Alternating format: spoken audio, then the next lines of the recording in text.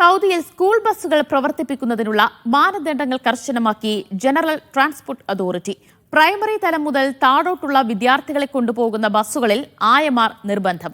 12 വർഷത്തിൽ കൂടുതൽ കാലപ്പഴക്കമുള്ള ബസ്സുകൾ സർവീസുകൾക്ക് ഉപയോഗിക്കാൻ കഴിയില്ല.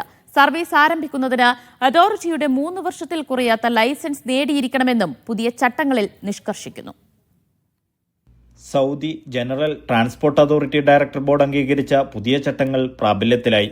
പ്രൈമറി ക്ലാസുകളിലും അതിന് താഴെയുള്ള വിദ്യാർത്ഥികളെ കൊണ്ടുപോകുന്ന ബസ്സുകളിൽ എസ്കോർട്ട് ഉണ്ടായിരിക്കണമെന്ന് പുതിയ ചട്ടങ്ങൾ അനുശാസിക്കുന്നു.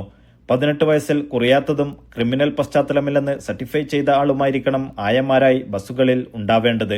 ഇവർ വിദ്യാർത്ഥികളെ സഹായിക്കുകയും ബസ്സിലേക്ക് കയറുമ്പോഴും ഇറങ്ങുമ്പോഴും യാത്രയിലും കുട്ടികളുടെ സുരക്ഷ ഉറപ്പാക്കുകയും ചെയ്യണം. സ്കൂൾ സർവീസ് മേഖലയിൽ പ്രവർത്തിക്കാൻ ആഗ്രഹിക്കുന്ന സ്ഥാപനങ്ങൾ 3 വർഷത്തെ ലൈസൻസ് നേടിയിരിക്കണം. 5-ൽ കുറയാത്ത ബസ്സുകൾ സ്ഥാപനത്തിന്റെ ഉടമസ്ഥതയിൽ ഉണ്ടാകണം. ബസ്സുകൾക്ക് 12 വർഷത്തിൽ കൂടുതൽ കാലപ്പഴക്കം ഉണ്ടാകരുത്. ബസ് ഡ്രൈവർമാർക്ക് പ്രൊഫഷണൽ ഡ്രൈവർ കാർഡ് ഉണ്ടായിരിക്കണം. ഡ്രൈവർമാർക്ക് കുറഞ്ഞത് 25 വയസ്സ് പ്രായമുണ്ടായിരിക്കണം. ശുദ്ധമായ ക്രിമിനൽ റെക്കോർഡും ഉണ്ടായിരിക്കണം.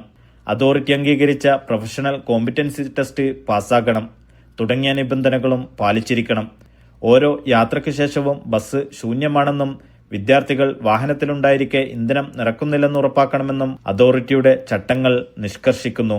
Naushad Irikkur, media 1, Dammam.